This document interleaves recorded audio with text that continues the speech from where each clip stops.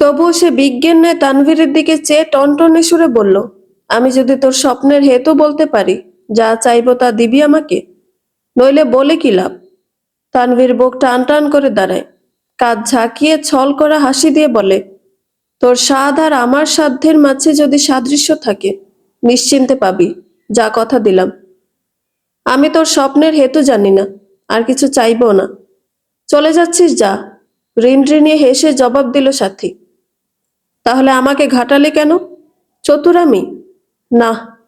বিরক্তি নিয়ে বলল তানভীর। চালাকি নয়, এটা ইয়ার্কি। তোর সাথে আমি ইয়ার্কি করতে পারি না? বাক্য দুটো আওড়ে আবারও খিলখিল হাসিতে ফেটে পড়ল সাথী। তানভীর সাথীকে কপট রাগ দেখিয়ে বাড়ির প্রাঙ্গণ ত্যাগ করলো। সাথী আপন মনে হাসতে হাসতে অন্যদিকে চলে গেল। তানভীর সিএনজিতে উঠেই ফোন দিল তৌসিফকে। বাড়ির সব খবরাখবর জানালো। জাবেদের খবর বলল, পুলিশ এখনো তার মুখ থেকে সঠিক তথ্য উদ্ঘাটন করতে পারেনি, তাও জানালো ভাইকে। যেটা বলল তা গ্রহণযোগ্য নয়, পুলিশও তাদের কাছে। এবং আরো বলল, ভ্রাতা, আমি বিশ্ববিদ্যালয়ে ফিরিয়া যাইতেছি। পিতামাতা সহি সালামতে আছে। আমাদের নব্য গৃহ প্রায় প্রস্তুত হইয়া গিয়াছে। মোদের জননী বলিল, তাহার বড় পুত্র মানে তুমি আসিলে আমি সহ একসঙ্গে নব্য গৃহে প্রবেশ করিবে। সেই দিন মসজিদ হইতে মৌলবি ডাকিয়া মিলাদ কোরআন খতম ও বিশেষ দোয়ার আয়োজন করিবে। ইহাই নাকি প্রচলিত নিয়ম। তবেই নাকি গৃহে বাস করা মানুষগুলোর উপরে কোনো অশুভ কিছুর কুদৃষ্টি পড়ে না। তুমি সময় করিয়া আসিও। ঠিক আছে, আমি ছুটি নিয়ে একদিনের জন্য হলেও আসব। আমার সাথে সব সময় এমন সাধু ভাষায় কথা বলিস কেন তুই? সমস্যা কি তোর? মুঠোফোনের ওপ্রান্ত হতে উষ্ম হেসে জিজ্ঞেস করল তৌসিফ। আমার কোনো সমস্যা নাই ভ্রাতা। সমস্যা তো তাদের রহিয়াছে যারা আমার প্রাণের ভাষা বুঝিতে অক্ষম। তুমি বোঝো, তাই তোমার সাথে সাধু ভাষা আওরে বড্ড আনন্দ পাই ভ্রাতা। নিরঙ্কুশ জবাব দিয়ে বলল তানভীর। দুই ভাইয়ের ফোন সংযোগ বিচ্ছিন্ন হলো। বাড়িতে সবকিছু ঠিক আছে শুনে তৌসিফের মনটা অনাবিল প্রশান্তিতে ভরে উঠল। তারপর এক রাতে তৌসিফকে ফোন দিল নবনীর বাবা। বললেন, তৌসিফ, আমরা তোমার পরিবারের সাথে যোগাযোগ করার জন্য কোনো পথ পাচ্ছি না, তাই তোমাকে বলতে হচ্ছে। আমরা মেয়ে পক্ষ হিসেবে একবার তোমাদের বাড়িতে আসতে চাই, যদি তোমাদের কোনো আপত্তি না থাকে। তৌসিফ কিং কর্তব্য বিমূঢ় হয়ে গেল হঠাৎ নজরুলদের যাওয়ার কথা শুনে। হবু শ্বশুর মানা করার বা বেশি পেছানোর সুযোগ নেই। তৌসিফ বিনয়ী গলায় বলল, আঙ্কেল, গ্রামে আমাদের যৌথ ফ্যামিলি। আমরা নতুন ঘর করতেছি এখন, তাই আমাদের একটু সময় দিলে ভালো হয়। ও আচ্ছা আচ্ছা, এ তো খুবই ভালো খবর। কোনো অসুবিধা নেই, তুমি আমাকে জানিয়ে দিও। প্রাণোচ্ছল হাসি ছড়িয়ে বলল নজরুল। অবশ্যই জানাবো আঙ্কেল, দোয়া করবেন। নজরুল ফোন রাখলে তৌসিফের মাথায় হাত পড়ল। এবার গ্রামে তাদের একটা ডাইনিং টেবিলও নেই, ভালো চেয়ার নেই, এত কিছু যে কিনতে হবে। পরের দিন তৌসিফ অফিস শেষে হাতিরপুল মোতালে প্লাজায় চলে গেল। একটি নোকিয়া মোবাইল সেট কিনলো তার বাবার জন্য। নবনীর বাবা যখন বলল তার পরিবারের সাথে যোগাযোগ করতে পারছে না, তখন তৌসিফ একদম ছোট হয়ে গেল নিজের কাছে। সে আরো আগে কিনে দিতে চেয়েছে, কিন্তু তার বাবা জোর বাক্যে ছেলেকে নিষেধ করে দিয়েছে। তৌসিফ বাসায় চলে গেল। চাচি সীমার মোবাইলে ফোন দিয়ে তার মায়ের সাথে কথা বলল। নবনীর পরিবার আসবে তাদের বাড়ি এটা জানিয়ে দিল। রাবেয়া খুশি হলো বেশ, ব্যস্ত গলায় বলল, মায়েরে জানায় খুব ভালো করছো বাবা, বহুত কাম আছে। দেখি মাইজ বাড়ি রাফিয়াকে ডাক দিয়ে নিব কাজের জন্য। ঘর ঢেলা ল্যাপছ্যাপ করতে হইব, মেলা কাম, মেলা কাপসেট কিনতে হইব চা দেওয়ানোর জন্য। আর কি আছে না আছে দেখতে হইব। নিজেকে টানাটানি সারা বছরই থাকবো, তাই বলে কি নয়া আত্মীয়ের সামনে সেটা বুঝায় নিজে করে ছোট কর্ম। বাবা, ডাইনিং টেবিল, তোমার শখের টেবিল জহিরকে বলে বানাতে দিয়ে দিবা আজই, চিন্তা করো না। আর তোর জোর করে কাজ করতে গিয়ে অসুস্থ হয়েও না মা। আফিয়ারা হাতে নিয়ে আস্তে আস্তে তুমি প্রস্তুতি নিতে থাকো, এজন্যই তো তোমাকে জানাতে লেট করলাম না, হেসে বলল তৌসিফ। মায়ের থেকে বিদায় নিয়ে তৌসিফ গ্রামে তার বন্ধু জহিরকে ফোন দিল।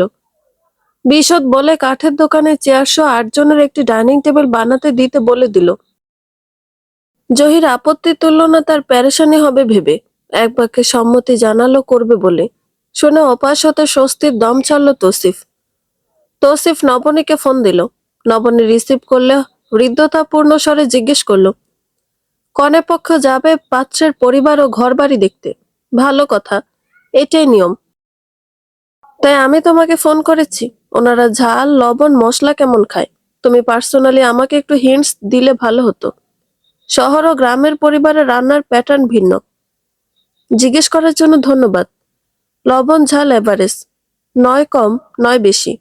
আমরা শহরে বাস করলেও গ্রামের সাথে অ্যাটাচড, সো অত প্যারা নেওয়ার কিছু নেই। গ্রামের আঞ্চলিক খাবারগুলো আমাদের সবার বেশ পছন্দ, সাথে পিঠাপুলিও, মোলায়েম স্বরে বলল নবনী। দুজনেরই কর্মমুখর ব্যস্ত জীবন, তাই স্বল্প আলাপে রীতি ঘটল দুজনের সম্মতিতে। সেদিন জাবেদ অনেক চেষ্টা করে হাসানুল বা রকিবের মুখ দর্শন করতে পারেনি। বড় ভাইয়ের চোখে সে কিভাবে চোখ রাখবে? থানায় তার আশা বন্ধ করাতে হবে যে করেই হোক। সে তো চেয়েছিল ভাইয়ের অগোচরে অজানাভাবে খুব সূক্ষ্মতার সাথে কাজটি করতে, কিন্তু হিতে বিপরীত হয়ে গেল। কেঁচুকুর থেকে অজগর সাপ বেরিয়ে আসলে যেমনটি হয়, ঠিক তেমনই হয়ে গেল সবকিছু। তার পরের দিন থানায় জাবেদকে আটকে রাখা রুমে গেল রকিব। তাকে দেখিয়ে জাবেদ নরম হয়ে গেল। কাতর গলায় আর্তির সুরে বলল, স্যার, আমার বড় ভাইকে থানায় ডাকবেন না দয়া করে। আমি ওনার মুখোমুখি হতে চাই না স্যার। আমি সব স্বীকার করব। তখন কি আমি জামিন পাবো স্যার? না, পাবে না। তবে অপরাধ স্বীকার করলে 10 বছরের সশ্রম কারাদণ্ড থেকে 4 বছর মওকুফ হতে পারে, আর কায়িক শ্রমও কমে যেতে পারে। না স্বীকার করলে রিমান্ড আছে, জরিমানা হবে। রিমান্ড শব্দটি শুনে এবার জাবেদ ভীত সন্ত্রস্ত হয়ে যায়। মনে মনে 6 বছর শব্দটা উচ্চারণ করে সে, তাও তো কম নয়। ব্যবসা লাটে উঠবে, মান সম্মান তো শেষ হয়েই যাবে। তবে তাকে আল্লাহ যদি বাঁচিয়ে রাখে, সে তৌসিফকে দেখে ছাড়বে, রাবেয়াকেও ছাড়বে না। পরক্ষণে তার চোখে মুখে গ্রাস করা আতঙ্ক। মনে পড়ে যায় তার একমাত্র ছেলে অভ্রের কথা। রকিব থম মারা মুখে জিজ্ঞেস করে, কি ঠিক করেছ? স্বীকার করবে না করবে না? স্বীকার করব স্যার, আমি আপনাদের কাছে সব স্বীকার করব, কিন্তু দয়া করে তা যেন আমার পরিবারের কেউ না জানে, বিশেষ করে আমার স্ত্রী, বাবা ও মা। আমার এই ফরিয়াদটুকু রাখেন স্যার। আমি 6 বছর কারাবাস করতে রাজি আছি, তবু এই মানুষগুলো থেকে এটা লুকিয়ে রাখতে চাই। তাদের কি বলবো আমরা? বলবেন আমি স্বীকার করেছি সব। ভাইয়ের ভালো করতে গিয়ে খারাপ হয়ে গিয়েছে। মেয়াদ উত্তীর্ণ ট্যাবলেট ছিল, যেটা কিনা আমি জানতামই না। তাই ভাইয়ের শরীরে বাজেভাবে ইফেক্ট পড়েছে। তোমার শেখানো বুলি না হয় আমরা তাদের শোনালাম, কিন্তু বাকিরা এটা বিশ্বাস করবে? আপনারা বুঝিয়ে বললে করবে স্যার। আমরা কেন তোমার হয়ে তাদের বানোয়াট গল্প শোনাবো? তাও তো কথা। আপনারা তো, মানে, ইয়ে। জাবেদের মুখের কথা কেড়ে নেয় রকিব। তিক্ত মেজাজে বলল, সব পুলিশ ঘুষ খায় না, এটা আগেই তোমাকে বলা হয়েছে। যাই, হাসানুল স্যারকে জানাই, দেখি উনি কি বলেন। জি স্যার, বিড়ালের মতো মিনমিন স্বরে বলল জাবেদ। বিকেল ঘনিয়ে এসেছে। সূর্য ডুবে যেতে লাগলো বর্ণিল মেঘের আড়ালে। মুক্ত বিহগ্গরা উড়ে উড়ে নীরে ফিরে যাচ্ছে আকাশের বুক চিরে। জিজ্ঞাসাবাদ কক্ষে জাবেদকে নিয়ে যাওয়া হলো। ঘটনার নেপথ্যের ঘটনা জানতে হাসানুল ও রকিব গুরুগম্ভীর মুখে বসে আছে। শোনার অপেক্ষায় তাদের মন ও মস্তিষ্ক। জাবেদ এবারও একটি রেডিমেড গল্প শোনানো আরম্ভ করলো। জীবনের কলঙ্কিত অধ্যায় সবাই আড়াল করতে চায়, চিরদিনের জন্য ঢেকে রাখতে চায় নিজের সমস্ত দুর্বলতা। হাসানুল নিজের ওপর নিয়ন্ত্রণ ধরে রাখতে পারলেন না এবার। তার তেজের উত্তাপ সারা রুমে ছড়িয়ে পড়ল বারুদের ন্যায়। বন্য বাঘের ন্যায় তার গর্জন শুনে এগিয়ে এলো আরো 2জন পুলিশ। হাসানুলের অনুমতি ক্রমে তারা জাবেদের দুহাত পিছমোড়া করে বেঁধে ফেলল, দুপায়ের পাতা মিলিয়ে নিয়ে বেঁধে ফেলল। তারা বেরিয়ে গেল। কক্ষের পুরো কাঠের দরজাটি ভিতর হতে বন্ধ হয়ে গেল। রকিবের হাতে মোটা একটি লাঠি, সে জাবেদের পায়ের তালুতে প্রহার করতে লাগলো। জাবেদ মার হজম করে যাচ্ছে, তবুও ঠোঁট ফাঁক করছে না। রকিব ক্লান্ত হয়ে তার চেয়ারে গিয়ে বসে পড়ল। হাসানুল উঠে এলো। রুদ্রমূর্তি তার, হাতে একটি বলপেন। সে বলপেনটি জাবেদের 2 আঙুলের মাঝে রেখে দুপাশ থেকে চাপ দিল। তাতেও সত্য বের হলো না। পরে যৎকিঞ্চিৎ বিদ্যুৎ শক দেওয়া হলো জাবেদের পায়ে। সে আত্মচিৎকার করে উঠল। হরহর করে বলল, আমি ভাইকে স্বইচ্ছায় সে ট্যাবলেট খাইয়েছি। মাধ্যম হিসেবে ব্যবহার করেছে আমার স্ত্রীকে। আমার যত ক্রোধ সব ভাইয়ের উপরে। তার ওপর প্রবল আক্রোশ থেকে আমি এটা করেছি। বলা যায় আমি প্রতিশোধ নিতে চেয়েছি কোনো এক রাতের। পায়ের তালুর ব্যথায় জাবেদ আর কিছু বলতে পারল না। কড়া রোদের তেজে ঝিমিয়ে আসা প্রকৃতির মতো সে হেলে পড়ে যেতে লাগলো। হাসানুল ও রকিব তাকে ধরে সোজা করে বসিয়ে দিল। কড়া রোদের তেজে ঝিমিয়ে আসা প্রকৃতির মতো সে হেলে পড়ে যেতে লাগলো। হাসানুল ও রকিব তাকে ধরে সোজা করে বসিয়ে দিল। হাসানুল কপালে জমে ওঠা চিকচিক করা ঘামগুলো মুছে নিল হাতের রুমাল দিয়ে। জাবেদকে বলল, ঠিক আছে, থানায় আর কোনো স্বীকারোক্তি দিতে হবে না তোমার। এবার আদালতে যা বলার বলবে। আদালত যদি মনে করে তোমাকে কারাগারে প্রেরণ করার প্রয়োজন রয়েছে, তারা করবে।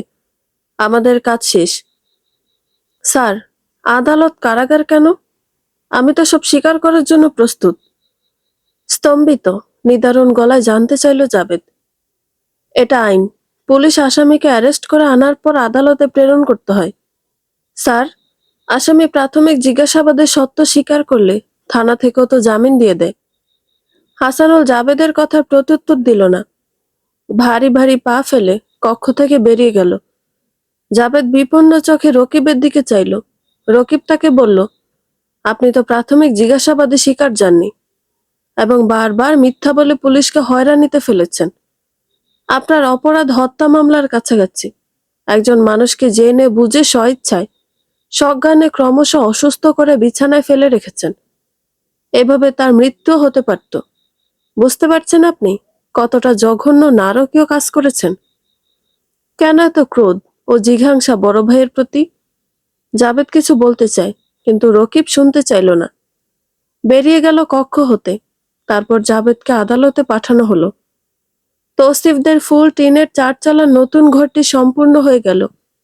ঘরের সামনের ও পেছনের বসার দরজার সিঁড়ি পাকা হলো। বিদ্যুৎ সংযোগ দেওয়া হলো, মিটার বসানো হলো। আগের ঘর থেকে লাইন টানা যেত, কিন্তু তৌসিফের কড়া নির্দেশ, এটা করা যাবে না।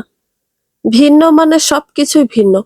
পুরাতন সব আসবাবপত্রগুলো বার্নিশ করে কাঠ রং দেওয়া হলো, হয়ে গেল নতুনের মতো। ফার্নিচারের দোকানে অর্ডার দেওয়ার টেবিলও রেডি হয়ে গেল। জহির ভ্যানে করে টেবিল তাদের বাড়িতে পৌঁছে দিল। নতুন ঘর, শখের টেবিল পেয়ে রাবেয়ার খুশির অন্ত নেই। আনন্দে আত্মহারা, 7 রাজার ধন কুড়িয়ে পাওয়ার মতো। এই ভিতরে সে লিস্ট করে ফেলেছে অতিথি আসা উপলক্ষে ঘরের কি কি কিনতে হবে। তাই কেনাকাটা করার জন্য সেও জাহেদ মিলে বড় মার্কেটে চলে গেল। জাহেদ আগের চেয়ে সুস্থ, শারীরিক শক্তি বৃদ্ধি পেয়েছে, মনোবল দ্বিগুণ হয়েছে, ফিরে পেল জীবনী শক্তিও। আর তাই রাবেয়া মানা করার পরও আগ্রহান্বিত হয়ে সে নিজেই গেল যেচে। বহু সময় ঘুরে ঘুরে রাবেয়া লিস্টের অনেক কিছুই কিনল। 1 সেট নাস্তার পিরিচ, 1 সেট চায়ের কাপ, 4টি তরকারি বাটি, একটি কাচের পানির জগ, 1 সেট বিছানার চাদর, নতুন একটি বড় গামছা ইত্যাদি। তাও বাকি রয়ে গেল আরো কিছু। জাহেদ বলল, বাকিগুলো নিবে না? না, আইজান না, ক্লান্ত লাগতেছে। আসো মিষ্টির দোকানে, তোমার প্রিয় দই আর রসগোল্লা খাওয়াই। রাবেয়া খাবে বলে সম্মতি জানায়। স্বামীর পাশাপাশি হেঁটে এগিয়ে যায় মার্কেটের জনসমাগমের ভিড় ঠেলে। এটা জাহেদের পরিচিত মিষ্টির হোটেল, লক্ষ্মী নারায়ণ মিষ্টান্ন ভান্ডার নাম। সেই সুবাদে রাবেয়া একটু বেশি খাতির পেল হোটেল বয়দের কাছ থেকে। ফ্যানের নিচে আরাম করে বসলো রাবেয়া। 1 পিরিচ মিষ্টি দইয়ের মাঝখানে বড় একটি রসালো সাদা রসগোল্লা। রাবেয়া চামচ দিয়ে মিষ্টি কেটে দইয়ের সঙ্গে মিশিয়ে মুখে দেয়। এভাবে দই মিষ্টি খেতে তার কাছে দারুণ স্বাদ লাগে। খাওয়া শেষে বাড়ি ফিরে গেল তারা। পরের দিন পাশের বাড়িতে গিয়ে আফিয়াকে ডেকে আনলো রাবেয়া। আফিয়া আজন্ম গরিব, অন্যের ফুড ফরমায়েশ খাটাই তার দৈনন্দিন রুটিন। আফিয়াকে সাথে নিয়ে বড় ঘর, রান্নাঘর ঢেলা লেপা হলো। ঘরের অন্যান্য কাজগুলো একে একে সামলে নিল। জিনিসপত্রগুলো হাতে হাতে নিয়ে গুছিয়ে রাখলো। তবে ঘরে রাত্রিযাপন করা হবে মিলাদের পরে। পরের সপ্তাহে তৌসিফ গ্রামে এলো। তানভীরও চলে এলো। তৌসিফ বাবার হাতে নতুন মোবাইল তুলে দিল। জাহেদ ছেলের ওপর সন্তুষ্ট হলো বেশ। সে আসলে একটা যোগ্য পুত্র জন্ম দিয়েছে, ঠিক তার মতো। মোবাইল দেখে জাহেদের চেয়ে রাবেয়া অনেক বেশি খুশি হলো ছেলের ওপর। রাত পর্যন্ত বাবা মাও দুই ছেলে মিলে গল্প করলো। রাবেয়া বাড়ির সব খবর বলল। প্রসঙ্গত তৌসিফ তাদের বলল, বাবা, ঘরের বসার রুমটা ফাঁকা ফাঁকা লাগছে, তাই ভাবছি এক সেট সোফা নিয়ে আসবো। নবনীদের বাসায় গিয়ে দেখলাম ওদের ড্রয়িং রুমে ফোমের 2 সেট সোফা রয়েছে। সেখানে আমাদের যদি অন্তত কাঠের এক সেট সোফাও না থাকে, মাথা হেট হয়ে যাবে। না কি বলেন? তা একদম ঠিক, কিন্তু টাকা কই পাবি বাবা? এমনিতেই তো অনেক খরচ হয়ে গেছে। নিরীহ সুরে বলল রাবেয়া। মা, আমি লোন নিয়েছি না ঘর করার জন্য, সেই টাকা আছে। হিসেব করে খরচ করতেছি, চিন্তা করো না। এটা জহিরের পরিচিত দোকান, বাকিতে নিব। 6 মাস পরেও টাকা শোধ করা যাবে। রাবেয়া প্রসন্ন চিত্তে ছেলের মুখপানে চাইল। তৌসিফ মাকে জড়িয়ে ধরল পুত্র স্নেহে। পরের দিন তৌসিফ বড় মার্কেটে চলে গেল তানভীরকে নিয়ে। বন্ধু জহিরকে সাথে করে ফার্নিচার দোকানে গেল। তাকেও দাওয়াত দিল শুক্রবারে তাদের বাড়িতে দুপুরে থাকার জন্য। মেহগনি কাঠের 3-in-1 সোফা সেট বানাতে দিয়ে দিল, যেন নবনীর পরিবার আসার আগে রেডি হয়ে যায়। তারপর দুই ভাই মিলে কাঁচা বাজারগুলো করে নিল। মসজিদের হুজুরদের দাওয়াত দিল জাহেদ নিজে গিয়ে। তার বাবা মা থেকে শুরু করে ঘরের বাকি সবাইকে বলল। বোন খুকিকেও দাওয়াত দিল। রাবেয়া তার ভাই বোনদেরও দাওয়াত দিল। তার বাবা মা নেই, তারা গত হয়েছেন কয়েক বৎসর পূর্বে। খুকি এলো, যত যাই হোক, এখন আর বড় ভাইয়ের পরিবারের বিপক্ষে গিয়ে লাভ নেই। তারা শক্তিশালী হয়ে উঠছে। তাদের দুই ছেলেই বেশ বড়। একজন ভালো আয় করে, আরেকজন ভালো কলেজে অধ্যয়ন করে। নতুন ঘর তুলেছে, শহরে থাকা পরিবারের সাথে আত্মীয়তা করতে যাচ্ছে। বউ ডাক্তার, তবে জ্বলে পুড়ে যাচ্ছে মনি। সে তৌসিফদের নতুন ঘরের ছায়াও পা রাখলো না। মিলাদেও খেতে এলো না, নিজেকে আড়ালে রেখেছে। অব্রকেও চোখ রাঙিয়ে বলে দিয়েছে যেন না যায় তৌসিফদের নতুন ঘরে। কিন্তু অব্রর বেয়ারা মন মায়ের কথার অবাধ্য হলো। সে চলে গেল সেদিকে এবং দুপুরে সবার সাথে বসে ভরপুর খেলো। মিলাদ পড়িয়ে খাওয়া শেষে হুজুররা চলে গেল। সবাই নতুন ঘরে প্রবেশ করলো বিসমিল্লাহ বলে, আল্লাহর নাম নিয়ে। রাবেয়া ঘরের চারপাশে ও ভিতরে গোলাপ পানি ছিটিয়ে দিল ঘরকে পবিত্র করার উদ্দেশ্যে। মশার উপদ্রব বেড়ে গেল বলে সে ধূপ জ্বালিয়ে দিল সন্ধ্যায়। ধূপের ধোঁয়া ও গন্ধে মশা ও কীটপতঙ্গ চলে গেল। তৌসিফ সবাইকে নিয়ে বসলো তাদের নতুন ঘরে। তার নির্দেশে আফিয়া সবার জন্য মশলা চা তৈরি করে নিয়েছে রান্নাঘরে গিয়ে। সেই 3 দিন ধরে একটানাই আছে তৌসিফদের বাড়ি। রাবেয়া নিজ হাতে চা ঢেলে দিল সবাইকে।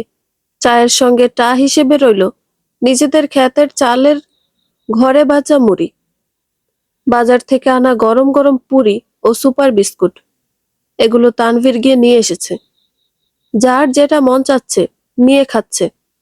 তৌসিফ সবার উদ্দেশ্যে নম্র অথচ দৃঢ় গলায় বলল, শুরুতে বলে নিচ্ছি, মানুষ মাত্রই ভুল। আমি আগে পরে বা এখনো কথার মাঝে কোনো ভুল করে থাকলে ক্ষমা করে দিবেন, শুধরে দিবেন। দাদা দাদির আপত্তি না থাকলে সব সময় আমাদের ঘরেই খাবেন। আমাদের সামর্থ্যানুযায়ী আপনাদের দুজনকে দেখব। আমরা আলাদা হয়েছি উপর দিয়ে, কিন্তু মন থেকে আলাদা হইনি। যেদিন আপনারা আমাকে সেভ করেছেন পুলিশের হাত থেকে, সেদিনই আমার ও আমার পরিবারের সবার সমস্ত রাগ, অভিমান, অভিযোগ আপনাদের দুজনের উপর থেকে চলে গিয়েছে। আমার মায়ের সাথে করা আপনাদের ছোট বড় ভুল, অনাদর, উপেক্ষা অসম্মানগুলো এই এক কাজে অনেকটা কাবার হয়ে গিয়েছে, এটা আমি মনে করি। নয়তো সেদিন আমার হাতে হ্যান্ডকাপ পরালে জীবনের অর্জিত সকল মর্যাদা মিশে যেত মাটিতে, বদলে যেত অনেক কিছুই। কেননা আমরা গ্রামের, সমাজের চোখে একটি মধ্যবিত্ত পরিবার হলো মর্যাদাপূর্ণ পরিবার। আর ফুফু, আপনি আমার একমাত্র ফুফু। যেমন আদরের তেমনই শ্রদ্ধারও। আপনার সাথে অনেক রূঢ় ব্যবহার করেছি, মাফ করে দিবেন আমাকে। আপনি যখন মন চাইবে বাবার বাড়িতে চলে আসবেন। আপনার অধিকার নিয়েই চলবেন, ফিরবেন, খাবেন। আবদারের সাথে ভাবিদের উপর কর্তৃত্ব ফলাবেন। এই বাড়ি আপনার, আমার, আমার মায়ের, আমাদের সকলের। আমি আবারও বলছি, ভিন্ন হওয়ার অন্যতম কারণ আমার মা। আমার বিয়ে নয়। বিয়ে করতে হবে বলে করব, এই স্পেশাল কিছুই না। শুনতে আপনাদের তেতো লাগলো, বলতে আজ আর দ্বিধা নেই। এই সুযোগটাও আপনারা লুফে নিয়েছেন যে একটা মেয়ে যেমন মায়ের গা ঘেঁষে ঘেঁষে থাকে, মায়ের ক্ষুদ্র ক্ষুদ্র বিষয়গুলো চোখে পড়ে। কিন্তু আমার মায়ের কোনো মেয়ে নেই, আমরা দু ভাই ছেলে। মায়ের এসব চোখে পড়বে না। কিন্তু না, তানভীর এসব খেয়াল না করলেও আমি কয়েক বছর ধরেই মেয়ের মতো এসব খেয়াল করে আসছি আর নোট করছি। আর আমার বাবা তো আপনাদের সহজ সরল আলাভোলা নাদান পুত্র। দিন শেষে স্ত্রীর মলিন মুখ, রাত শেষে কালি পড়ার চোখ দেখতো না। বলতে বলতে তৌসিফের গলা রুদ্ধ হয়ে এলো। ঘরের উচ্ছল পরিবেশ নীরব হয়ে গেল দিঘির শান্ত জলের মতো। রাবেয়ার ফর্সা গাল বেয়ে অঝরে অশ্রু ঝরতে লাগলো। মর্জিনা মায়াভরা কণ্ঠে বলল, ভাই, আর এইসব কই আমাগরে কষ্ট দিস না। তুই তো কইলি মানুষ মাত্রই ভুল, মনের দুঃখ পুইসা রাখিস না। তোর দাদা আমি তোর ফুফুর উপরে অন কই কি হন। ছোট বউ কইল তোর চাচাই শিকার গেছে, সে ভালোর লাইগা তোর আব্বারে ট্যাবলেট খাওয়াইতে চাইছে, কিন্তু মেয়াদ শেষ হয়ে গেল বইলা রিয়েকশন করছে। তুই কাইল তানভীররে হাতে করে থানায় যা, তারে গিয়া ছাড়াই আন। দাদি, থানা তো আর আমার কথায় চলে না। আমরা দুই ভাই এমনিতেই সকালে থানায় যাব। বিষয় কি এটাই না অন্য কিছু জানতে হবে? এরপর সবাই গল্প গুজব করে উঠে যায়। পরের দিন তৌসিফ ও তানভীর থানায় যায়। জানতে পারলো কাহিনী এটা নয়, অন্য কিছু, যেটার সাথে কোনো এক রাত জড়িত। জাবেদকে কারাগারে পাঠানো হয়েছে। দুই ভাই চিন্তিত কৌতূহলী মন নিয়ে বাড়ি ফিরে এলো। অন্যদেরকে অন্য কথা বলল বানিয়ে। ঘরে এসে তৌসিফ বাবাকে উৎসুক ও গম্ভীর গলায় জিজ্ঞেস করলো, বহু বছর আগে কোনো এক রাতে কি ঘটেছিল আব্বা, যার জন্য এত বছর পরে এসো সে আপনার ওপর প্রতিশোধ নিতে চাইল? জাহেদ একরাশ বিভ্রান্তি নিয়ে ছেলের মুখপানে তাকালো। রাবেয়ার মুখ জুড়ে ভর করলো গভীর আতঙ্ক। এবার তাদের স্বামী স্ত্রীর মুখাবয়ব দেখে কিছু আঁচ করলো তৌসিফ ও তানভীর। তারা দুই ভাই একে অপরের মুখ পানে চাইল। তৌসিফ পিতার দিকে চেয়ে গম্ভীর অথচ নরম স্বরে বলল, বাবা, আজ এটা নিশ্চিত হলাম এবং বুঝলাম, এই ট্যাবলেট আপনাকে সে স্বইচ্ছায় খাওয়াতো, কারণ সে কোনোভাবে আপনার ওপর ক্ষুব্ধ। ঘটনা যেমনই হোক, তার সন্তান হিসেবে আমাদের দুই ভাইয়ের জানার অধিকার আছে। আর বিষয়টা যেহেতু আদালত পর্যন্ত গড়িয়েছে, সুতরাং ঘরের সবাই জানবে। সত্য কখনো চাপা থাকে না। সত্য হলো স্ফুলিঙ্গের মতন, ছড়িয়ে যায় চতুর্দিকে। বলেন বাবা। রাবেয়া বসে আছে ভাবলেশীন ভাবে। জাহেদ মুখ খুলতে বাধ্য হলো। বলিষ্ঠ গলায় বলল, তোমরা বড় হয়েছ, ভালো মন্দ বুঝতে শিখেছ, বিচার করতে শিখেছ। তাই আমি আশা করব তোমরা দুই ভাই বিষয়টাকে সহজভাবে নিবে। তবে আমি এখন বলবো না কিছু, কারণ আদালতে যেদিন রায় হবে সেদিন সবাই থাকবে, সবাই শুনবে, তোমরাও। তৌসিফ পিতার কথা নির্দ্বিধায় মেনে নিল। অপ্রসন্ন চিত্তে বলল, আচ্ছা ঠিক আছে, সেদিন আমি অবশ্যই থাকব। তানভীর বলল, থাকিবে মানে কি ভ্রাতা? তাহার বিরুদ্ধে মামলা ঠুকিয়াছ তুমি, তোমাকেই তো উপস্থিত থাকিতে হবে শুনানির দিন। রাবেয়া কাজ আছে বলে দুই ছেলের সামনে হতে নিজেকে আড়াল করে নিল। জাহেদও গোসল করার বাহানায় পুকুরের দিকে হাঁটা ধরল। তারপর দুই ভাই নির্জন বাগানের দিকে হেঁটে গেল কথা বলতে বলতে। তৌসিফ ছোট ভাইকে বলল, খেয়াল কর তুই, tablet plus Javed plus Zahed plus তাদের অতীত, এই সব কিছুর একটা কঠিন যোগসাজশ রয়েছে। কিন্তু সেটা কি, এটাই জানার বিষয়। কি এমন হিডেন ঘটনা যেটা ঘরের কেউই জানে না, এবং যার জল গড়িয়ে গেল বহু দূর পর্যন্ত। তৌসিফের জীবনমুখী ভাবনায় সবকিছু বেশ গুরুত্বপূর্ণ হয়ে ধরা দেয়, কিন্তু সে তুলনায় তানভীরের অল্প, স্বভাবে সে চঞ্চল, বর্তমান নিয়ে ভাবতে স্বাচ্ছন্দ্য বোধ করে। সে অতীত ও ভবিষ্যৎ ভেবে নিজের বর্তমান শান্তি বিনষ্ট করতে অনিচ্ছুক। তাই সে বলল, ভ্রাতা, বাদ দাও, যখন যা ঘটার ঘটিবে। অগ্রিম ভাবিয়া নিজেকে দুঃখ বেদনায় পতিত করিও না। তোমার বিবাহ আসন্ন, চিত্তকে প্রফুল্ল রাখিতে হইবে তোমার হবু কনের নিমিত্তে। তৌসিফ নিরুত্তর, ভাইয়ের কথার জবাব দিল না। গাছের সুপারিগুলো পাক ধরেছে কিনা দেখার জন্য বাগানের ভিতরে গেল। কিছু দূর বাগানের ভিতরে এগিয়ে যেতে তানভীর তাকে থামিয়ে দিল। এই এই ভ্রাতা, পদযুগল থামাও। Stop, stop. তৌসিফ ভিমরি খেলো, পা থামিয়ে নিল। কপাল কুঁচকে জিজ্ঞেস করলো, কি রে, কি? না, মানে, মনে হইল এখানে কিছু একটা আছে। মানে, বুঝলাম না। পরক্ষণে তানভীর খুব কৌশলে বিষয়টা এড়িয়ে গেল, নয়তো এখন আবার নতুন করে আরেক সংঘর্ষ সৃষ্টি হবে ঘরের মাঝে। এসব সে মেনে নিতে পারছে না আর। সে আমতা আমতা করে বলল, আরে ভ্রাতা, এই লতাপাতা স্তূপ দেখিয়া মনে হইল ইহার ভিতরে কোনো সর্প বাচ্চা লুকায় আছে। তৌসিফ রেগে গেল ভাইয়ের ওপর, হালকা করে বকলো ভাইকে। পরের দিন তৌসিফ ঢাকা চলে গেল, তানভীরও চলে গেল তার কলেজে। তৌসিফ নবনীর বাবাকে তার বাবার নাম্বার দিল। তিনি জাহেদের সাথে ফোনে কথা বলে নিলেন, জানালেন পরের সপ্তাহে আসবেন। রাবেয়া নতুন অতিথির আগমন উপলক্ষে যতটুকু পেরেছেন প্রস্তুতি নিয়েছেন। আফিয়ার সাহায্য নিয়ে আগে থেকে বাহারি স্বাদের কয়েক পদের পিঠা বানিয়ে রেখেছেন। নারকেলের পিঠা, ফুলঝুরি পিঠা, চমচম পিঠা, ডিমের পান্তুয়া, ডিমের কেক, সুজির সন্দেশ, রসে ভেজা মুখ পাকন ইত্যাদি। তারপর নির্দিষ্ট দিনে ঢাকা থেকে নবনীর পরিবার এলো তৌসিফদের বাড়ি।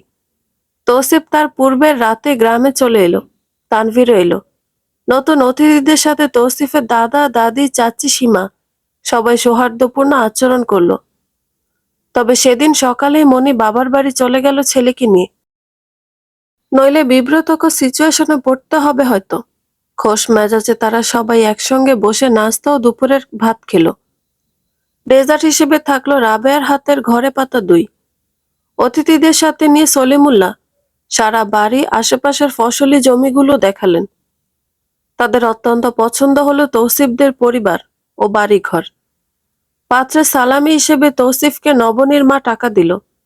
সলিমুল্লাহ নিজ দায়িত্বে সবার উপস্থিতিতে বললেন, আমি এইখানে সবার মুরব্বী, তাই কইতে চাই, সব সাইড চিন্তা করতে হবে আমাদের দুই পক্ষের। আপনারা ছেলের বাড়ি দেখলেন, এবার নিয়ম হিসেবে আমরা যাবো আপনাগো বাড়ি। আর যেহেতু দূরত্বটা শহর ও গ্রামের, তাই আমরা গাড়ি জার্নি করে এত দূরের রাস্তা যেন বারবার যাইতে না হয়। একবারে কি স্বাদের কামটা সাইরা ফেলান যায় না? মানে যেই দিন আমরা জামু নাতনিরে দেখতে, সেই দিনই বিয়া পড়াইয়া দেওয়ানোর কথা কইতাছি। সবাই তবদা খেলো, কিন্তু আবার মনে মনে খুশিও হলো। নজরুল ভদ্র চোখে তাকালেন সলিমুল্লার দিকে, হাস্যোজ্জ্বল মুখে বললেন, আলহামদুলিল্লাহ। চাচা মিয়া খুব ভালো প্রস্তাব তুলে ধরেছেন এবং যৌক্তিক কথা বলেছেন। আমাদের কোনো আপত্তি নেই, সমস্যাও নেই। আপনারা আমাদেরকে তারিখটা জানিয়ে দিলেই হবে, তাহলে এটাই হোক। সেদিনই তুলে নিয়ে আসুক নবনীকে।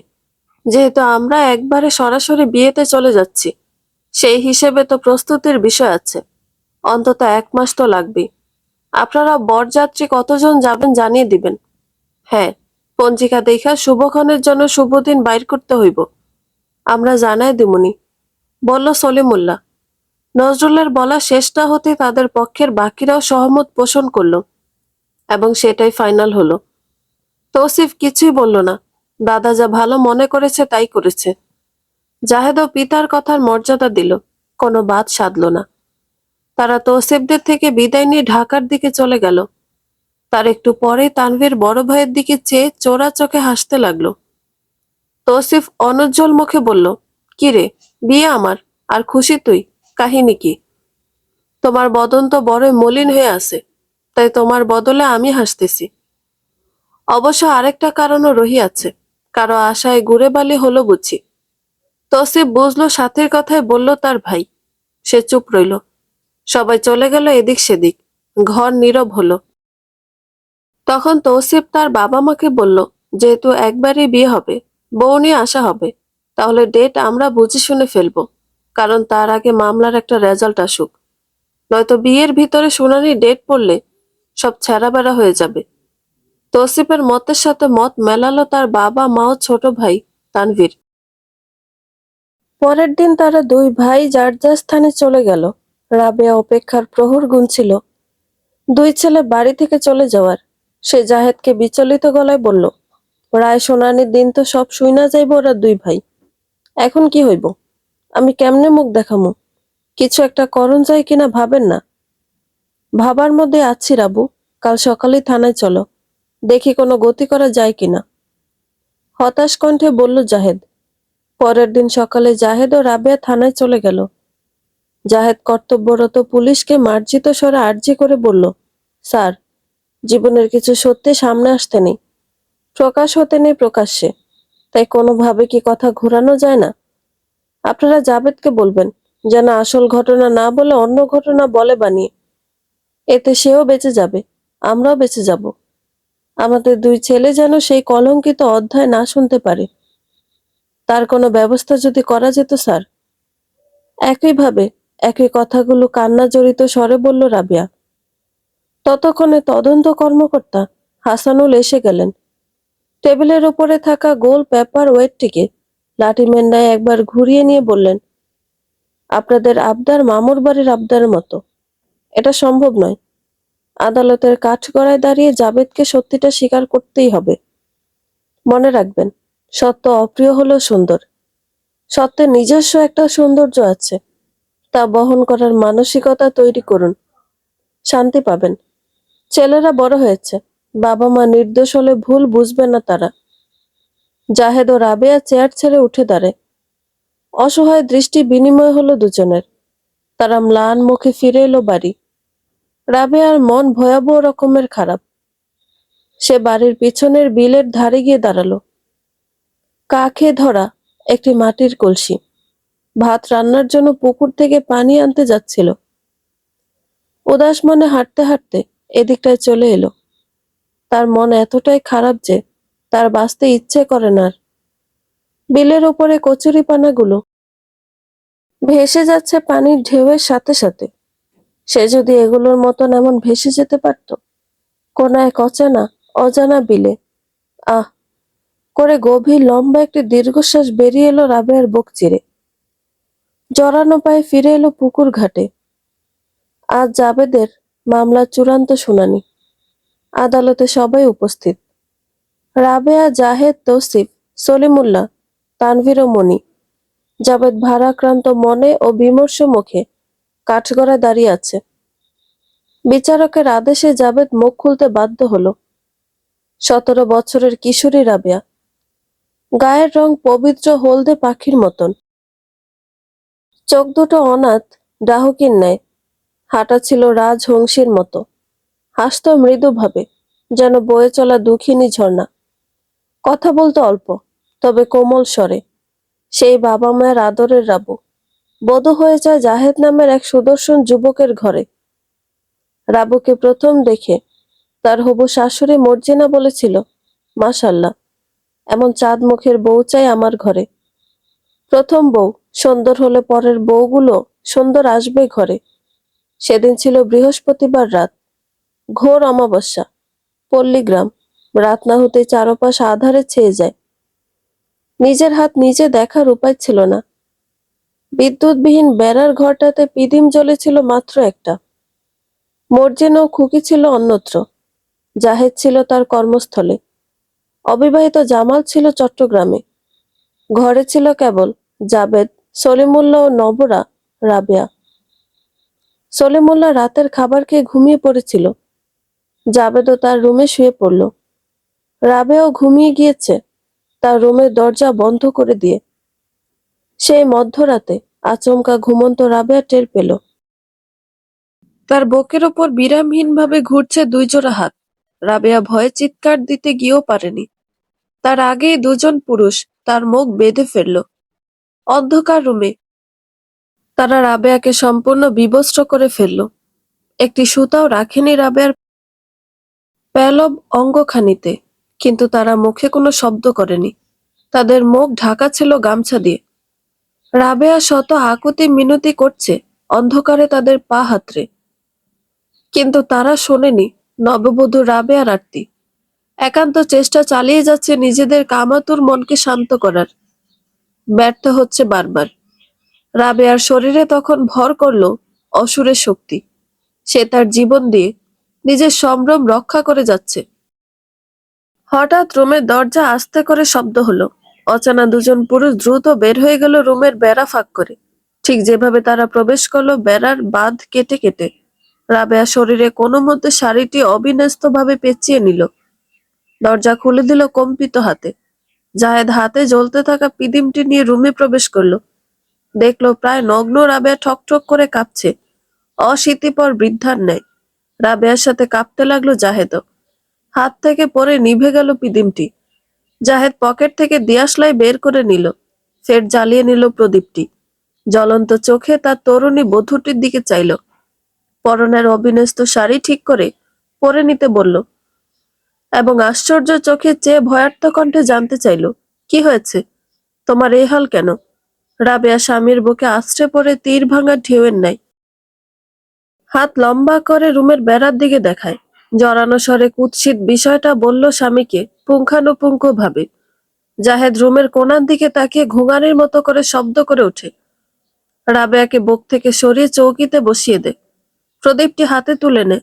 আলো ফেলে ফেলে বেড়ার ওপর থেকে নিচ পর্যন্ত মোটা তারের বাঁধগুলোকে পরখ করে দেখে নেয়।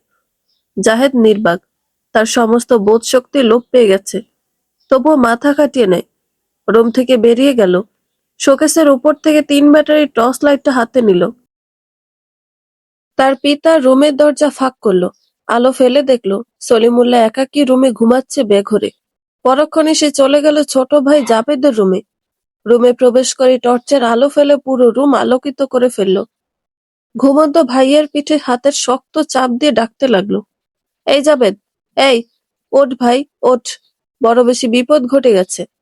আমাদের ঘরে চোর বা ডাকাত আসছে। আমার রুমে আয়। জাবেদ আঁতকে উঠে বড় ভাইকে তার সামনে দেখে ধর্মরিয়ে উঠে বসলো বিছানার মাঝ বরাবর। কাঁচা ঘুম থেকে ওঠার কারণে চোখ জোড়া টকটকে লাল হয়ে আছে, ঠিক যেন ইটভাটার গনগনে আগুন। সে কোনো কথাই বলতে পারছে না। দুই ভাই মিলে সেই রুমের ভিতরে গেল। জাহেদ রুমের দরজা বন্ধ করে দিল, কারণ যেন তার পিতা টের না পায়, কিছু বুঝতে না পারে। প্রদীপের আলোয় জাবেদ রাবেয়ার দিকে এক পলক নজর ফেলল। রাবেয়া জবুথবু হয়ে কুণ্ডলি পাকিয়ে বসে আছে চৌকির এক কোনায়। সিটিয়ে আছে বাঁশের একটি খুঁটির সাথে, কাঁপছে ঝড়ে ভেজা পাখির ছানার ন্যায়। জাহেদ বলল, আরে, ওরে দেখে কাজ নেই, এদিকে দেখ। বেড়ার বাঁধ সবগুলো কেটে নিয়েছে। তোর ভাবির অবস্থা নাজেহাল। দুই ভাই লাইট নিয়ে ঘরের বাইরে গেল। যতটুকু সম্ভব ঘরের চারপাশ দেখল। নির্জন রাত্রিতে কোথাও কোনো জনমানুষের চিহ্নটুকু পেল না। তারা ঘরে ফিরে এলো। জাহেদ ভাইয়ের কাছে গোপন রাখলো রাবেয়ার শরীরে পরপুরুষের হাত পড়ার বিষয়টি। সে চায় না তার স্ত্রী ছোট হয়ে যাক দেবরের কাছে। জাবেদ বাঁশের খুঁটির সাথে বেড়াকে ভালো করে দেখল। আতঙ্কিত স্বরে বলল, এটা চোরের কাজ নয়। চোর আসে জিনিসপত্র চুরি করতে। এই দুজন ডাকাত হতে পারে। কিছু না পেয়ে ভাবির গায়ে হাত দিয়েছে নাকি? তা মনে হয় না। সে ভয়ে এমন কাঁপছে। তারপর দুই ভাই মিলে তার খুঁজে বের করলো রান্নাঘর থেকে। আগের চেয়েও মজবুত করে বেড়া বেঁধে নিল বাঁশের খুঁটিটার সাথে।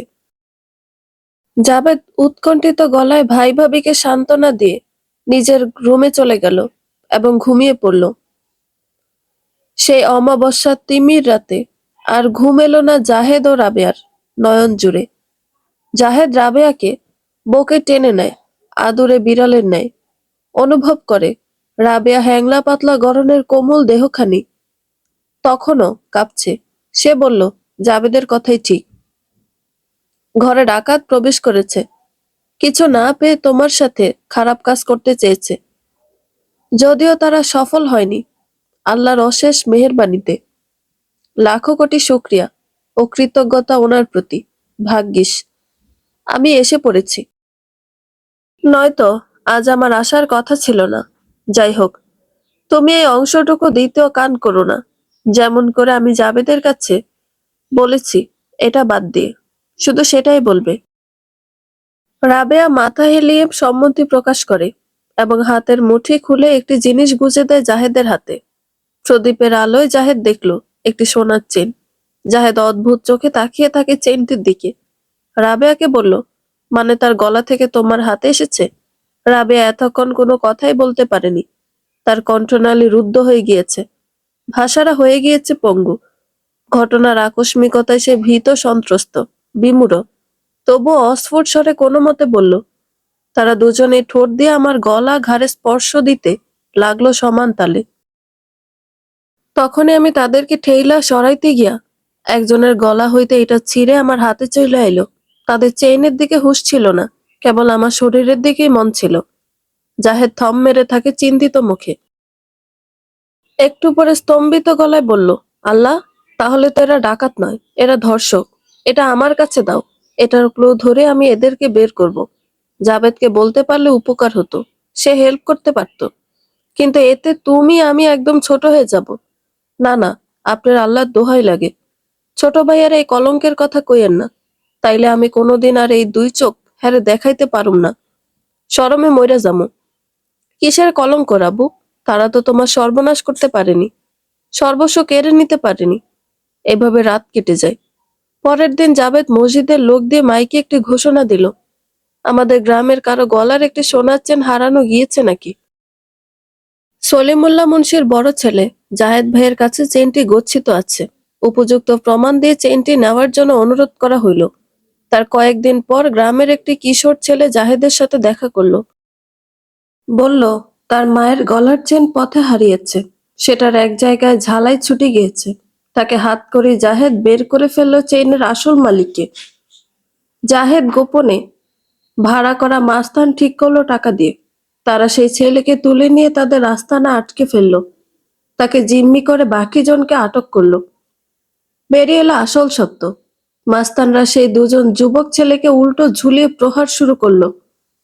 তখন তারা স্বীকার করলো, একদিন রাবেয়াকে বাড়ির বাগানে দেখে তাদের লোভ হয়।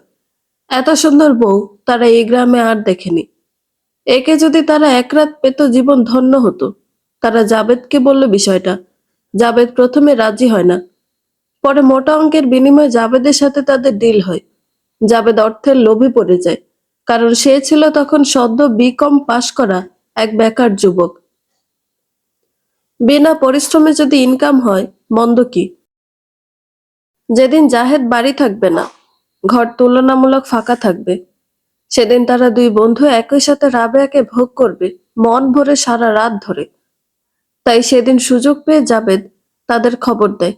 কিন্তু তাদের দুর্ভাগ্য, জাহেদ বাড়ি চলে আসে। তাদের লোলুপ ইচ্ছা আর পূর্ণ হলো না। এখন ধরাও পড়ে গেল। জাহেদ সেই দুজনকে থানায় সোপর্দ করে দিল। বাড়ি এসে রাবেয়াকে বিষয়টা বলল, কিন্তু জাবেদের বিষয়টা গোপন করলো, কারণ তাতে সে নিজেই ছোট হয়ে যাবে স্ত্রীর কাছে। তার চেয়ে ভালো সে জাবেদকে শায়েস্তা করবে তার মতো করে। তবু রাবেয়ার কাছে বলা যাবে না, এতে জাবেদের হাত আছে। সে এদের থেকে ঘুষ খেয়েছে সাপোর্ট দেওয়ার জন্য। জাবেদ বলল, এটা কি মা বাবাকে জানানো উচিত না? রাবেয়া স্বামীর পায়ে লুটিয়ে পড়ল, বলল, না, এটা ঘরে জানাজানি হইলে আমার কল্লা পইরা যাইব। মন্দ কথা দাবানলের মতো চতুর্দিকে ছড়াইয়া যাইব তার তাপ। আমার পোলাপানি হইলে তারাও যাই না যাইব। তাদের তো থানায় দিছেন, আর কি হইছে? তো যেমনি হোক, আমার ইজ্জত তো খোয়া যায়নি, রক্ষা করতে পারছি।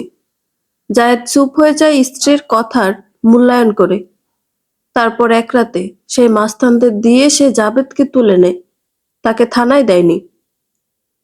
নিজ হাতে শাস্তি দিবে বলে। মাস্তানরাও সে মিলে ইচ্ছে মতো প্রচন্ড ভাবে মারে জাবেদকে। জাবেদ জ্ঞান হারিয়ে মাটিতে পড়ে যায় অর্ধ মৃত অবস্থায় বেগতিক দেখে তাকে হাসপাতালের বারান্দায় নিয়ে ফেলে রাখে। জাবেদ নিষ্ঠুর যন্ত্রণায় হাসপাতালের বারান্দায় কাতরাতে থাকে। কেউ জিজ্ঞেস করলে বাড়ির ঠিকানা বলে কুকিয়ে। বাড়ি থেকে ছুটে যায় সলিমুল্লাহ, মর্জিনা ও খুকি। তারা জানলেও চাঁদাবাজরা জাবেদকে তুলে নিয়ে গিয়েছে। কিছু পায়নি বলে বেধড়ক ভাবে মেরেছে।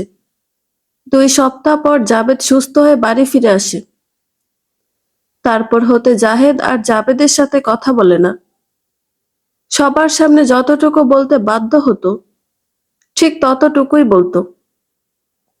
তবে রাবেয়ার কাছে যেহেতু জাবেদ নির্দোষ, তাই সে স্বাভাবিকভাবেই কথা বলতো তার সাথে।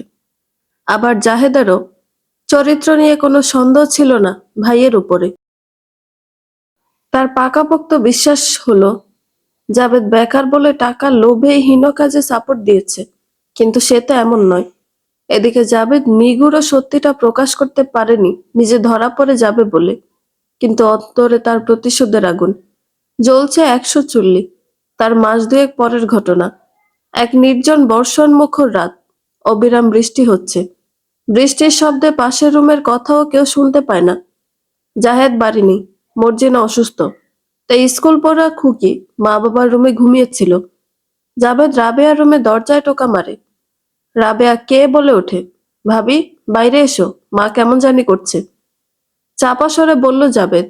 রাবেয়া দ্রুত রুমের দরজা খুলে দেয়। যেহেতু শাশুড়ি অসুস্থ, তাই অবিশ্বাসের কোনো সুযোগ নেই। জাবেদ অন্ধকার রুমে ঢুকে পড়ে। রাবেয়া ঘাবড়ে ওঠে। বুকের আঁচল ঠিক করতে করতে বেরিয়ে যেতে চায়। জাবেদ রাবেয়ার হাত টেনে ধরে রুমের দরজা বন্ধ করে দেয়। রাবেয়াকে নিজের গা ঘেঁষে বসিয়ে নেয়। হিসিয়ে বলে, মিথ্যা বলেছি, তোমার সাথে আমার জরুরি আলাপ আছে। বাইরে প্রচুর বৃষ্টি, কথা সাউন্ড বের হবে না। মা বাবা খুকি মরার মতো ঘুমায়, সুতরাং ভয় পেও না। আমার কথা শোনো, আমি তোমার শত্রু নই, দেবর। বলতে পারো হাফ হাজব্যান্ড, মানে আধা স্বামী। সেইটা এত লুকায় রাইতের কালে কইতে হইব কেন? দিনেই তো কইতে পারতেন। প্রচন্ড আক্রোশে বলল রাবেয়া। রাবেয়ার হাত শক্ত করে চেপে ধরে আছে জাবেদ। রাবেয়া হাত সরানোর জন্য মোছড়ামুছড়ি করছে, তবুও মুক্ত করতে পারছে না কিছুতেই। বাইরে ঝমঝমিয়ে বৃষ্টি হচ্ছে। এমন নিস্তব্ধ বৃষ্টিমুখর রাত্রিতে রাবেয়ার চিৎকারও পৌঁছাবে না অন্য রুমে ঘুমে বুঁদ হয়ে থাকা বাকি মানুষদের কানে। তা ভেবে রাবেয়া থরথর করে কাঁপছে। বুকের ভেতরটা ধুকপুক করছে, যেন বেরিয়ে আসবে। কাপা অসহিষ্ণু কণ্ঠে বলল, হাত ছাড়েন কইলাম, নইলে খুব খারাপই হইব। জাবেদের ঠোঁটে অদ্ভুত হাসি, চোখ দুটো ঈষৎ লালছে। তার ভিতরে জমে থাকা ক্ষোভ আর প্রতিশোধের আগুন জ্বলছে। ভাবি, আমি জানি সেই রাতে ডাকাতেরা তোমাকে কিছু না কিছু করেছে। আমারই লোভ হয় তোমার রং ভরা অঙ্গের সবকিছু লুটপাট করে নিতে। ডাকাতদের আর কি বলবো।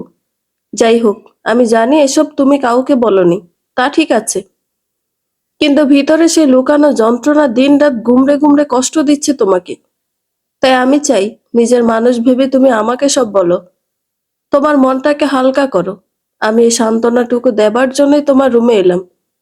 দিনে এসব বলার সেই সুযোগ কই বলো? তুমি তো ভুল বুঝছো আমাকে। আমি কিছু করব না তুমি স্বইচ্ছায় কিছু না দিলে। রাবেয়ার বুকের পাঁজরগুলো হিম হয়ে আসে, টনটন করে উঠে পুরো বুকটা। সে মরিয়া হয়ে হাত ছাড়াতে চেষ্টা করলো। মনে পড়ল সেই রাতের কথা, যে রাতে 2 নরপশু তার উপর ঝাঁপিয়ে পড়েছিল। তখনই বাইরে বর্জ্যপাতের ঝলকানি। মুহূর্তের জন্য ঘর আলোকিত হয়ে উঠল। সে আলোয় রাবেয়া দেখল জাবেদের চোখে কামনার গাঢ় প্রলেপ। রাবেয়ার মাথা ঘুরে উঠল, দাঁতে দাঁত পিষে বলল, আপনার শেষের কথাটা খুবই বিচ্ছিরি, বাজে। আমি আপনার বড় ভাইয়ের বউ, আপনার কাছে সম্মানের মানুষ। জাবেদ পট করে রাবেয়াকে সোজা করে দাঁড় করিয়ে নেয়। শাড়ির ভাঁজের ভিতর দিয়ে সরু উদাম কোমরটাতে হাত বুলাতে লাগলো আলতো করে। নেশাতুর কণ্ঠে বলল, বাধা না দিয়ে বরং চোখ বন্ধ করে অনুভব করো। দেখবে কতটা আরাম লাগছে তোমার কাছে।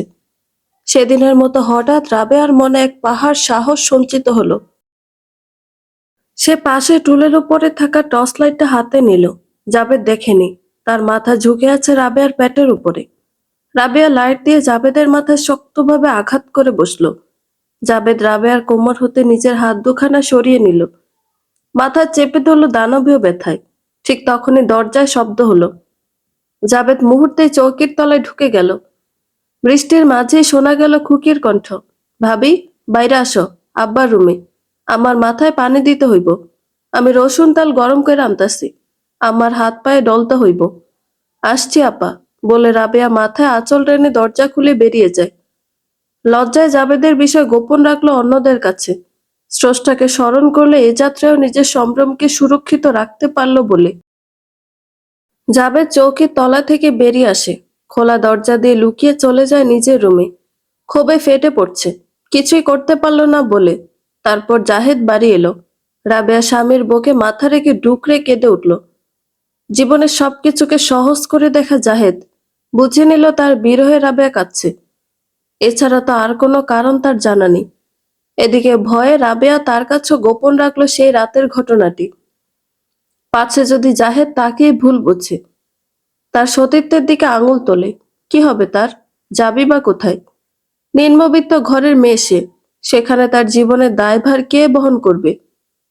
এমন সতেক ভাবনার কোনো থই না পেয়ে কোনো দিন আর স্বামীকে বলা হলো না সেই কাল রাতের বিদঘুটে কাহিনী। ঠিক এই সুযোগটাই কাজে লাগালো জাবেদ। তারপর হতে রাবেয়া যথাসম্ভব জাবেদকে এড়িয়ে চলে, যেটা জাহেদের চোখে তেমন ধরা পড়েনি। কেননা তার বছরখানেক পর জাবেদ ধীরে ধীরে কর্মজীবনে পা রাখে।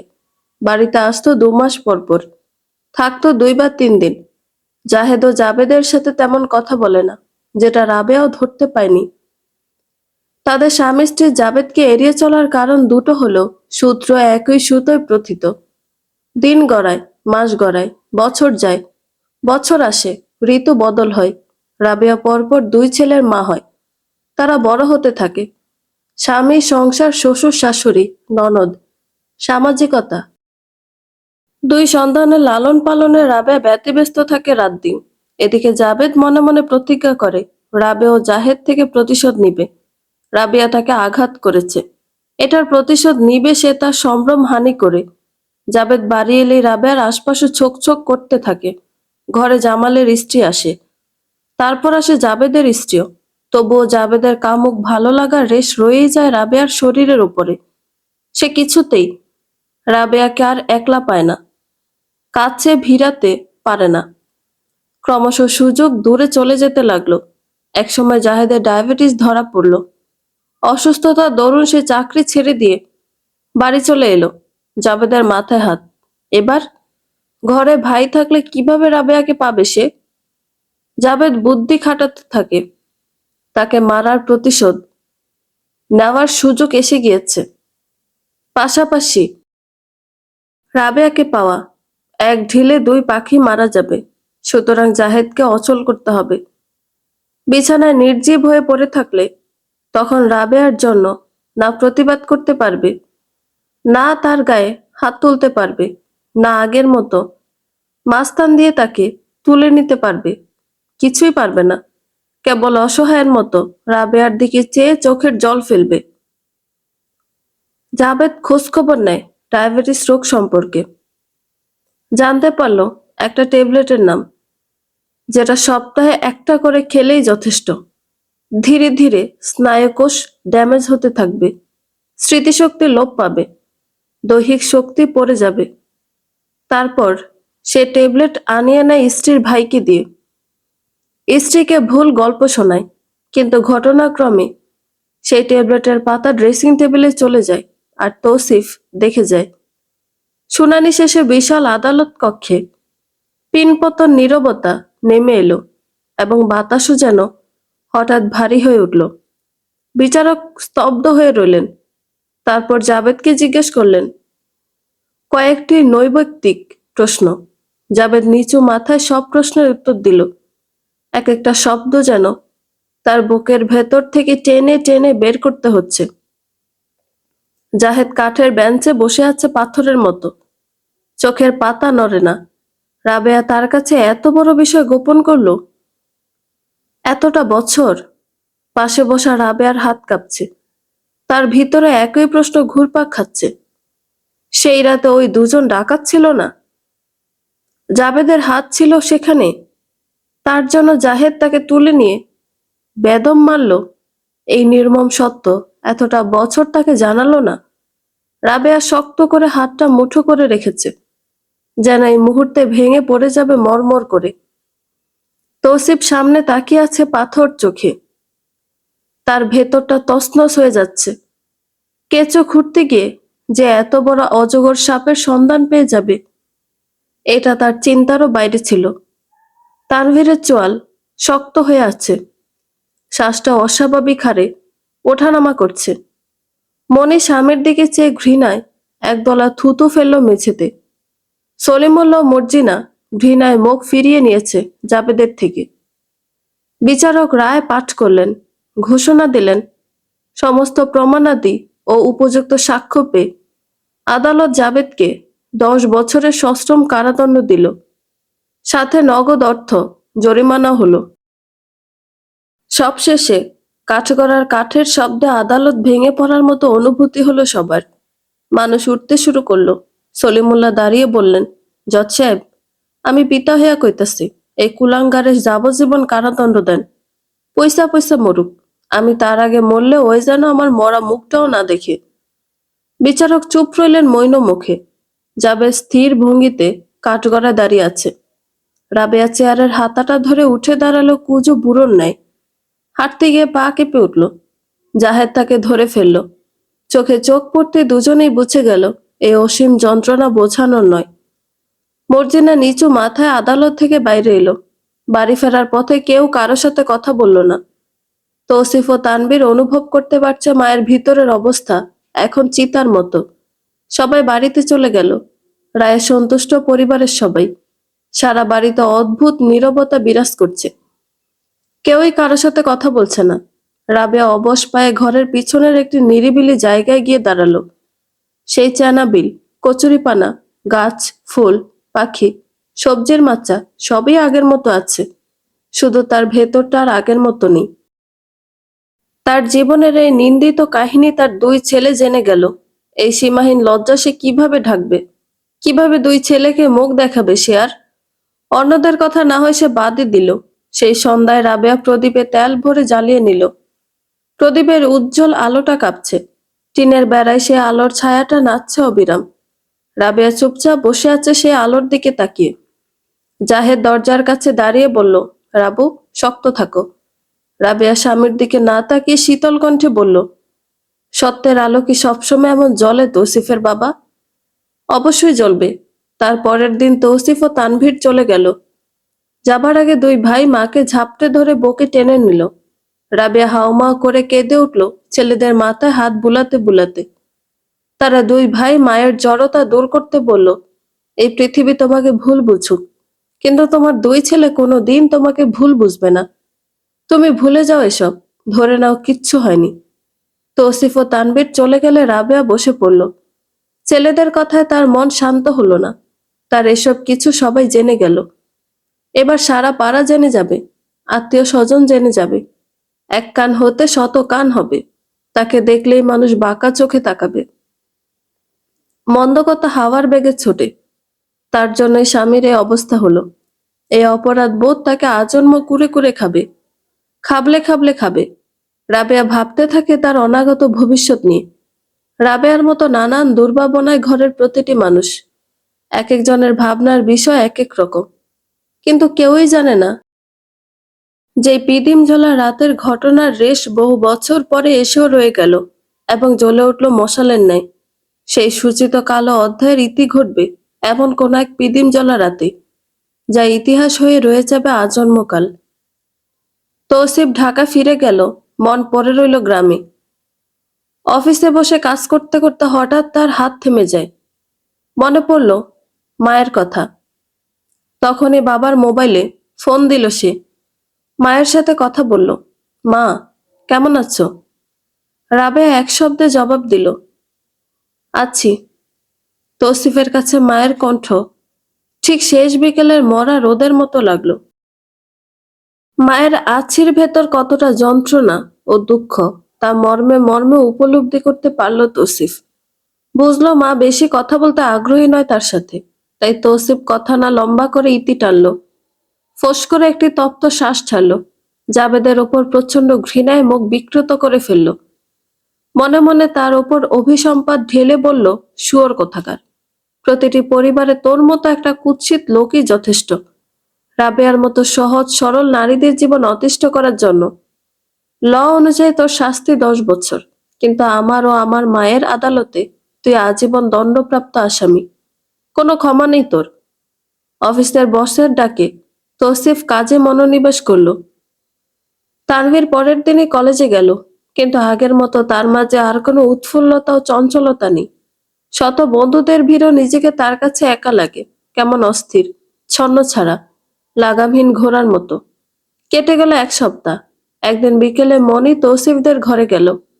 এই প্রথম মনির পা পড়ল ভাসুরের নতুন ঘরে। রাবেয়া শুরুতে চমকালেও শেষে বুঝতে পারল কারণ। জাহেদ ও রাবেয়া শান্ত মুখে চুপ রইল। মনি নিজ থেকে যেয়েছে অপরাধীর ভঙ্গিতে বলল, ভাই, ভাবি, আল্লাহর রাস্তে আমারে আপনারা মাফ করে দেন। আমি আমার অপরাধ স্বীকার করছি, আর যদি শাস্তি দিতে চান তাও মাথা পাইতা নিমু। আমি না হয় আপনাদের পর, কিন্তু অভ্র আপনাগো বংশ, রক্ত, বাপের অবর্তমানে তারে কি আপনারা না দেখে থাকতে পারবেন? ভাইজান, কি করবো কন? স্বামীর আদেশ নামাই না পারিনি, আর সেই তো আমারে ভালো কিছুই বুঝাইলো। আসল ঘটনা তো সেই দিন জানলাম। আমি চাই সে জেলে মইরা যাক, মাইনা নিমু। তাও তার লগে আর সংসার করতে চাই না। কই যামু? নইলে সাইরা দিতাম তারে। এক মায়ের পেটে জন্মায়া আপনিও মানুষ, আর সেও একটা মানুষ নামের অমানুষ। রাবেয়া মুখ কালো করে অন্যদিকে চেয়ে আছে, না শোনার ভান করে। জাহেদ শাসনের সুরে পুরো গলায় বলল, তুমি এখন যাও। মনি অনুগত দাসের ন্যায় নিচু মাথায় বেরিয়ে যায়। শ্বশুর শাশুড়ির রুমে ঢুকে তাদের কাছেও ক্ষমা চায়। যাবে জেলে, মনি ছেলেকে নিয়ে কিভাবে চলবে, সব মিলিয়ে সে অনুশোচনায়, দুশ্চিন্তায় দগ্ধ হচ্ছে প্রতিটি মুহূর্তে। নিজের অপরাধ স্বীকার করে জনে জনে মাফ চাচ্ছে, এবং অভ্রর জন্য ভরসার জায়গা খুঁজছে সবার মাঝে।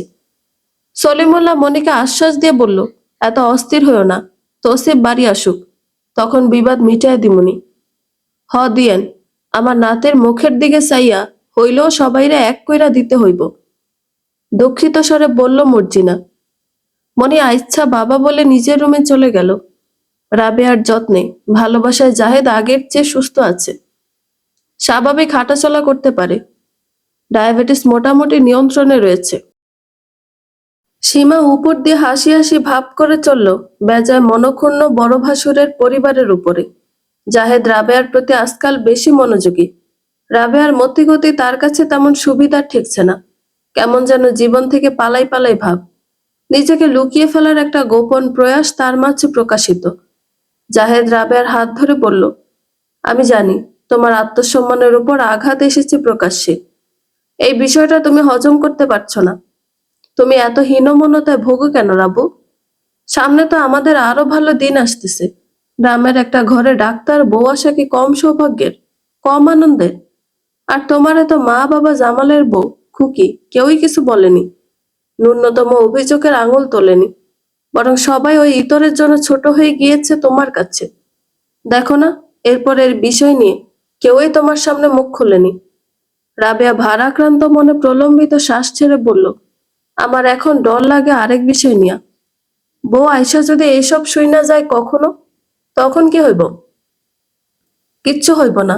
শহরে বাস করা, পড়াশোনা করা ডাক্তার মেয়ে, তার চিন্তা চেতনা গ্রামের পশ্চাৎপদ মানুষের মতো নয়। নিঃসন্দেহে সে প্রগতিশীল মেয়ে, সে এইসব অতি সহজে মেনে নিবে। দেখে নিও। রাবেয়াকে ভরসা দিয়ে বলল জাহেদ। ইয়া আল্লাহ, তাই যেন হয়। দুহাত উপরে তোলে মোনাজাতের ভঙ্গিতে বলল রাবেয়া।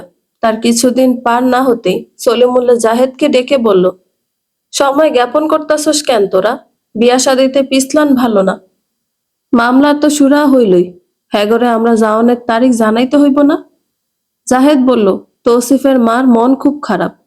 তাই একটু সময় নিতাছি বাবা। এটা কোনো হিসাব হইল? বরং সেইটা ভাইবা ঘরে বউ নিয়ে আইবি তারা কইরা। তাইলে তৌসিফের মায়ের মন হালকা হইব তাড়াতাড়ি। কারণ তখন মন ব্যস্ত থাকার কাম বাইরা যাইব ঘরের মধ্যে। তা অবশ্য ভালো বলছেন বাবা। তাহলে আপনি ভালো দেখে একটা দিন ঠিক করেন, আমরাও বিয়ের কেনাকাটা শুরু করি। নরম গলায় বলল জাহেদ। তারপর রাবেয়ার সাথে আলাপ করে সে ছেলেকে ফোন দিল। সলিমুল্লাহর কথা টেনে বলল, তুই নবনীকে নিয়ে তার পছন্দের শাড়ি থেকে শুরু করে সব কিনে নিস। আমাদেরগুলোর প্রস্তুতি আমরা নিচ্ছি। এই সপ্তাহে সব কিনে ফেল, পরের সপ্তাহে আমরা বিয়ের কাজ ছেড়ে ফেলতে চাই। আচ্ছা বাবা, ঠিক আছে। দেখি ওকে ফোন দিব ফ্রি হই। সলিমুল্লাহ পঞ্জিকা দেখে বিয়ের তারিখ ঠিক করে ফেলল। নবনীর বাবাকে জাহেদ তারিখ জানিয়ে দিল। জাহেদ ঘরের সবাইকে দাওয়াত দিল, যেন সবাই তাদের সাথে ঢাকা যায়। রাবেয়া তার নিকটাত্মীয়দের বলে রাখলো, তৌসিফের বিয়ে উপলক্ষে সবাই যার যার মতো করে গ্রামের মার্কেটে গিয়ে কেনাকাটা করতে লাগলো। জাহেদ মা বাবা ও বোনের জন্য কেনাকাটা করলো। খুকিকে তার শ্বশুর শাশুড়ি সহ দাওয়াত দিল। তানভীর তার মতো করে কেনাকাটা করলো। রাবেয়া খুব পছন্দ করে একটা শাড়ি কিনলো, স্যান্ডেল কিনলো, সিটি গোল্ডের একজোড়া চুড়ি কিনলো। নবনীর জন্য তাদের সাধ্যের ভিতরে এক সেট গহনা কিনে নিল। এদিকে তৌসিফ নবনীকে নিয়ে বিয়ের সবকিছু কিনে নিল 2-3 দিন সময় লাগিয়ে। বিয়ের সাজ নেওয়ার জন্য একটি বড় লাগেজও কিনে নিল তৌসিফ। অফিস থেকে ছুটি নিয়ে নিল বিয়ের জন্য। বিয়ের সবকিছু নিয়ে সে বাড়ি চলে এলো। তানভীরও এলো, খুকিও এলো বাবার বাড়ি। সলিমুল্লাহ ঘরের সবাইকে ডেকে নিয়ে বসলেন। নিজ দায়িত্বে সবার উদ্দেশ্যে বললেন, মানুষ বাঁচে কয়দিন কও? সবকিছু ভুইলা তোমরা সকলে মিলামিশা চলবা। আমার কোনো ভুলভ্রান্তি হইলে বুঝা নিও। ছোট বউ তার অপরাধ স্বীকার কইরা ক্ষমা চাইছে। অভ্রের দিকে তাকায় তারা মাফ করে দিও। মানুষের ভুল হইলে খোদাই যদি মাফ করে দিতে পারে, আমরা তার গোলাম হইয়া কেন পারুম না একজন আরেকজনরে ক্ষমা করতে? ক্ষমা মহৎ গুণ। আমরা সবাই মিলা গাড়িতে কইরা শহরে যামু। ডাক্তার বউ আইবা আমাগো বাড়িতে। সে বাড়িতে আইলে যেন কারো মুখ কালাকালি ফুসাফুসি না দেখি আমি। সবাই সুন্দরভাবে চলবা নয়া বউর সামনে। এই হইল আমার কথা। জাহেদ বাবার কথা শুনে খুশি হয় এবং অন্যরাও। একইভাবে খুকিও বড় ভাবির কাছে মাফ চাইল। মর্জিনাও দুঃখ প্রকাশ করলো শাশুড়ি হিসেবে নিজের দম্ভ ও অহমিকার জন্য। মনিও ক্ষমা চাইল। সীমা একপাশে বসে রইল মলিন মুখে। সবাই কারণটা জানে, তাই কেউই আগ বাড়িয়ে তাকে মন খারাপের কারণ জিজ্ঞেস করলো না। যেদিন নবনীর বাবা গ্রামে এসে বিয়ে ঠিক করলো, সেদিন হতে সাথীর মন ভয়াবহ রকমের খারাপ। সে নাও খাওয়া প্রায় ছেড়ে দিয়েছে। আড়ালে আবডালে গিয়ে লুকিয়ে লুকিয়ে চোখের জল ফেলে। তৌসিফ বাড়ি গেলে নানান বাহানায় তার থেকে নিজেকে দূরে রাখে। সামনে আসে না, দেখা দেয় না, দরজা বন্ধ করে ফেলে। টেবিলে বসে কাগজ কলম নিয়ে কি কি সব আঁকিবুকি করে। তবে তার বিয়েকে কেন্দ্র করে আজ সে সাথীকে খুঁজতে লাগলো। আবিষ্কার করলো বাড়ির পিছনের বাগানের পাশে। তৌসিফের পদচিহ্ন টের পেয়ে সাথী পা চালিয়ে অন্যদিকে হাঁটা ধরলো। তৌসিফ পিছন থেকে সাথীর হাত ধরে টান দিল, নিজের খুব কাছাকাছি নিয়ে নিল। সাথীর চিবুক উঁচিয়ে ধরে ভরাট কণ্ঠে বলল, আমি বিয়ে করতে যাচ্ছি বলে তোর মন খারাপ? সাথী মেঘ মুখে দাঁড়িয়ে আছে, কিছু বলছে না, চোখ জোড়া টলমল করছে অশ্রুতে। তৌসিফ সাথীর ওড়নার এক পাশ দিয়ে চোখের পানি মুছে দিল। সাথীর মাথাকে নিজের বুকে চেপে ধরল, মাথায় স্নেহের হাত বুলিয়ে দিয়ে বলল, তোকে আমি ভালোবাসি চাচাতো বোন হিসেবে। আমি সারা জীবন তোর খোঁজ খবর নিব। তুই এমন ভাবসাব করলে তো নবনী বুঝে যাবে, আমাকে সন্দেহ করবে। এতে আমার দাম্পত্য জীবনে সংঘাত তৈরি হবে। প্লিজ তুই শান্ত হ। আমি তো তোর চোখের সামনেই আছি। এত সুন্দর মুখটাকে অমন অমাবস্যা বানিয়ে রাখিস না। আর আমি চাই তুই সুন্দর করে সেজে গুজে আমার পাশে বসে আমার বউ আনতে যাবি। তুই আমার পাশে থাকলে তোরই ভালো লাগবে। সাথী নিমরাজি হয় যেতে তৌসিফের সান্নিধ্য পাবে শুনে। পরক্ষণে সাথী কাঁদতে কাঁদতে অন্যদিকে চলে যায়। তৌসিফের ভুলানো কথায় তার হৃদয়টা ভেজে না, প্রবোধ মানে না। অবশেষে বিয়ের দিন বরযাত্রীর গাড়ি 3টা গেল ঢাকায়। সজ্জিত বরের গাড়িতে তৌসিফের সাথে বসলো তার মা, দাদা, সাথী, অভ্র, মাইমুনা। তানভীর, জহির, তার বাবা ও বাকিরা গেল বাকি দুই গাড়িতে। মাঝপথে সাথীর ঘুম এসে গেল। বারবার হেলে পড়ে যাচ্ছে সে। সাথী তৌসিফের কাঁধে মাথা রেখে ঘুমিয়ে পড়ল। তৌসিফ আপত্তি করল না, থাকুক না। দুদিন আগে যে তরুণী মেয়েটার প্রণয়ের কথা শুনল, তাকে নিয়ে সেই যদি আজ একটু শান্তি পায় এভাবে তার স্পর্শ পেয়ে, সমস্যা তো নেই। তৌসিফরা পৌঁছে গেল ঢাকায়। নবনীরা তাদের বাসার ছাদে প্যান্ডেল করেছে। বরপক্ষ সাজগোজের লাগেজ দিয়ে দিল কনে পক্ষকে। সবাই কুশলাদি বিনিময় করলো। কাজী বিয়ে পড়ানোর কাগজপত্র ঠিক করছে। এই ভিতরে নবনীকে শাড়ি পরিয়ে মেকআপ করে দিল তার কিছু কাজিন। ঘরোয়া আয়োজনে সব নিয়ম মেনে বিয়ে হয়ে গেল তৌসিফ ও নবনীর। নবনীকে নিয়ে তৌসিফেরা গ্রামে ফিরে এলো রাতেই। সেদিন আর বাসর হলো না তাদের। পরের দিন অন্য সব নবদম্পতির মতোই তৌসিফ ও নবনীর বাসর ঘর উদযাপন হলো। নবনী ভীষণ খুশি তৌসিফকে জীবনসঙ্গী হিসেবে পেয়ে। অবশেষে তার অনুভূতির জয় হলো। উপস! পরের দিন ঢাকা হতে কনে পক্ষের লোকজন এলো। ধুমধাম আয়োজন করে তাদেরকে আতিথেয়তা করলো তৌসিফের পরিবার। সবাই চলে গেল। নজরুল যেতে নবনীকে সাথে করে নিয়ে গেলেন। তৌসিফ আপত্তি করল না, বরং বলল, ঠিক আছে, নবনী যাক আপনার সাথে। বাড়িতে সব সামলে আমার ঢাকা যেতে একটু সময় লাগবে। তার একদিন পরের ভোরে সবার ঘুম ভাঙে কারো বিভীষিকাময় আত্মচিৎকারে। বন্ধুরা, গল্পটি ভালো লেগে থাকলে একটা লাইক করে দিবেন এবং গল্প সম্পর্কে কোনো মতামত জানানোর থাকলে কমেন্ট করতে পারেন। গল্পের বাকি অংশ শোনার জন্য চ্যানেলটি সাবস্ক্রাইব করে পাশেই থাকবেন। ধন্যবাদ সবাইকে। ভালো থাকবেন।